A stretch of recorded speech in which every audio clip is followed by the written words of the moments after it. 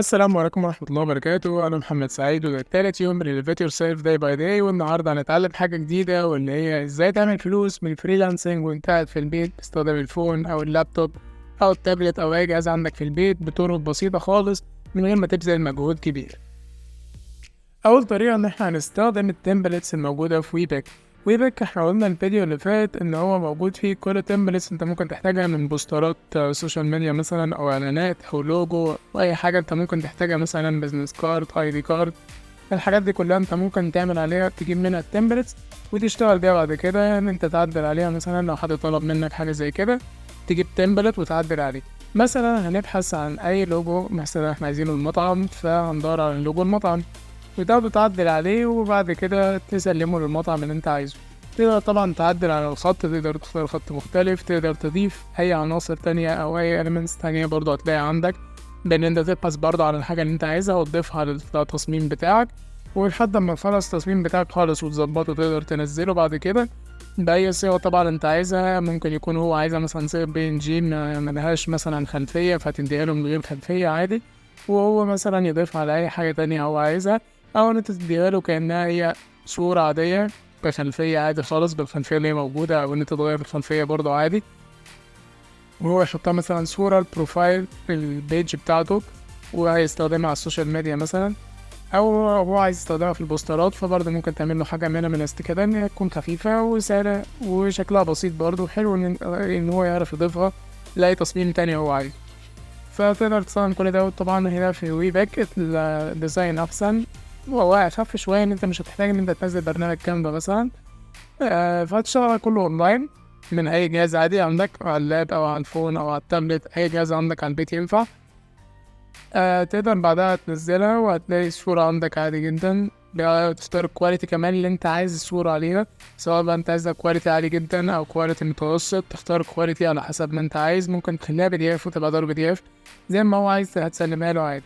وطبعا في الفيديو هنقول كل الطرق اللي ممكن تشتغل بيها وازاي تبدأ اصلا تشتغل.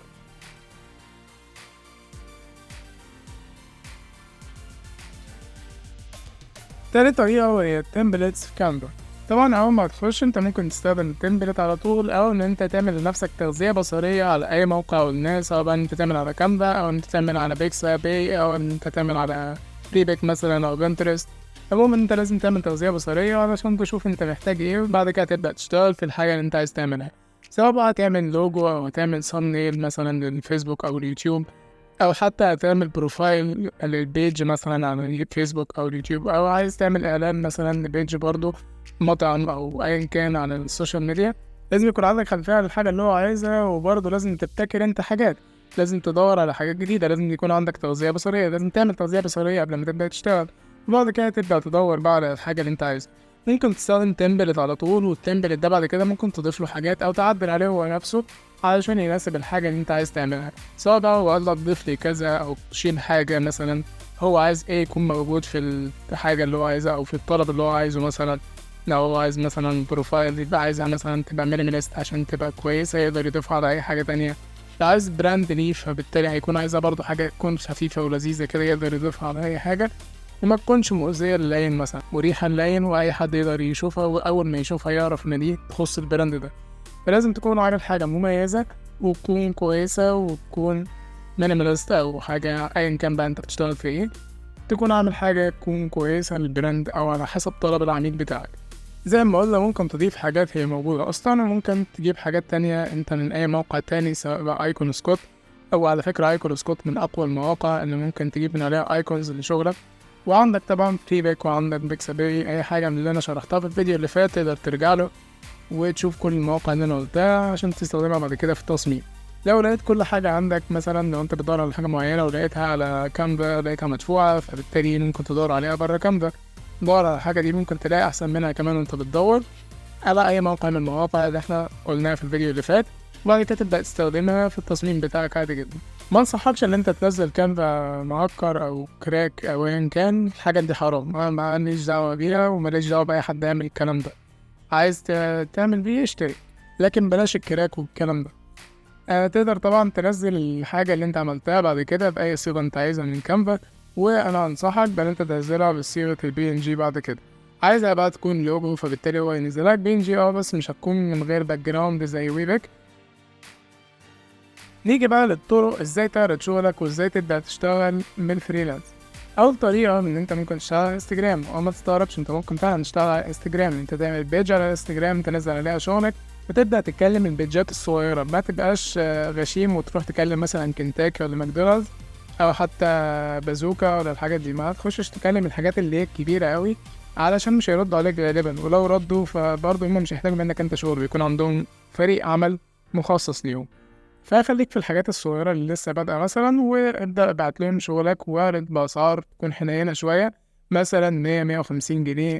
لو انت شغال بقى مع أجانب فهتبدأ عادي ب5 دولار، ممكن أقل عادي على حسب ما انت عايز. ممكن تبدأ أول خدمة مجانية تكسب زبون، وبعد كده تبدأ تشتغل معاهم عادي، يبقى برضه بتدفع فلوس بعد كده تدريجيا. ده أول طريقة في انستجرام. طب تاني طريقة عندك في أبورك هو منصة عمل حر أصلا، تقدر إن انت ترفع عليها الCV بتاعك، ترفع عليها شغلك والناس هي اللي تطلبك او ان انت تقدم على شغل. فايفر نفس الحوار برضو، انت برضو بتنزل عليه شغلك وبرضو الناس تطلب او هم اللي يبعتولك او انت اللي تبعت لهم على حسب بقى انت عايز ايه. كونترا برضو بنفس الحوار برضو. والتلاتة من اقوى المواقع للعمل الحر، ودي كلها مواقع اجنبية، ممكن تلاقي عليهم عرب بس قليلين، اغلب الشغل عليهم بالانجليزي. عايز بقى شغل بالعربي وتشتغل مع عرب والكلام ده، فانت عندك خمسات، عندك مستقل، عندك اي خدمة. هما التلاتة دول بس اللي يعتبر فيهم الشغل عرب. فريلانسر ده موقع للعمل الحر بس برضه ده جانب أكتر برضه. خمسات ده أي حاجة الخدمة بتاعتك تكون 5 دولار مثلا، 10 مضاعفات عموما. برضه انت بتنزل العرض بتاعك أو البوست بتاعك على حسب الشغل بتاعك وبتسعره، أو لو مش عايز يعني انت بتسعره على حسب 5 دولار مثلا في 10 مضاعفات وهكذا. عندك برضو مستقل بنفس الكلام، انت بتسعر الحاجة بتاعتك، بتنزل خدماتك، بتنزل السكيلز بتاعتك، بتضيف كل حاجة انت عايز تعملها. طبعا انت لازم تكون اصلا اشتغلت على كذا حاجة، اعملها انت مثلا من باب الخبرة او ان انت تضيفها للبورتفوليو بتاعك علشان تعرف تلاقي زبون بعد كده. ما هو الناس اول حاجة بتعملها انها بتبص على شغلك، فانت لازم تكون اشتغلت على كذا حاجة قبل كده، تجربة لنفسك علشان تعرف تطور من نفسك، وبعد كده تضيفها للبورتفوليو بتاعك علشان تعرف تشتغل بيها. اي خدمه برضو من مواقع العمل الحر العرب، يبقى انت عندك 3 العرب، وباقي الطرق ممكن تشتغل بيهم بقى مع الاجانب. الانستجرام برضو ممكن تشتغل مع العرب عادي جدا، لو عايز تشتغل برضو مع الاجانب ممكن تبعت لهم برضو. وطبعا ما تنساش تتابعني على كل المنصات عشان يوصلك كل جديد. وبس كده، سلام.